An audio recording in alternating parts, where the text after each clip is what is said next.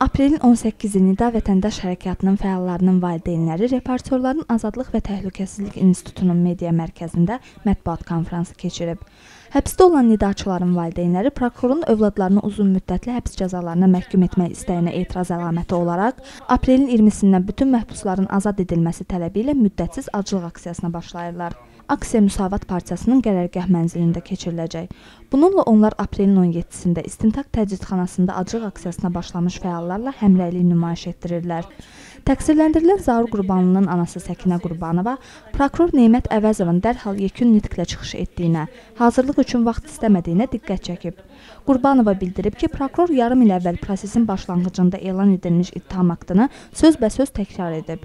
Belə çıxır ki, aylarca davam edən məhkəmə müdafiə tərəfin təqdim etdiyi argumentləri diqqətə almayıb, vəkillərin təqziblərinin isə heç bir mənası olmayıb. Qurbanova təqsirləndirilənlər həqiqətən də ittiham olunduqları cinayətləri törətsələr belə, prokurorun təklif etdiyi hökmün sərt olduğuna diqqət çəkib.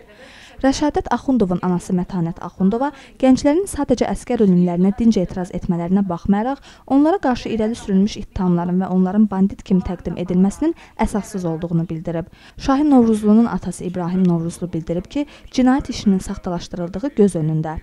Müsavat Partiyasının məclis üzvü, keçmiş vicdan məhbusu Tural Abbaslı'nın anası Başxanım Abbasova bildirib ki, o da nida fəallarının aclıq aksiyasına qoşulacaq.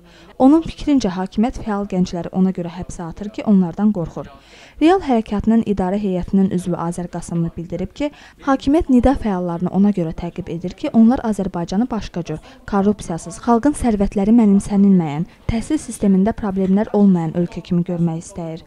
Azər Qasımlı repressiyalara müqavimət göstərmək üçün səyləri birləşdirməyi və nida fəallarının və digər siyasi məhbusların müdafiəsi üçün etiraz aksiyasına hazırlıq üzrə təşkilat komitəsi yaratmağı təklif edib. Nidanın idarə heyətinin üzvü Ülvi Həsənov öz növbəsində qeyd edib ki, müxtəlif formalarda, o cümlədən sosial şəbəkələrdə etiraz aksiyaları hazırlanır. Bundan başqa Amnesty International internetdə nida fəallarının azad edilməsi tələbi ilə müraciətə imza toplama kampaniyası keçirir.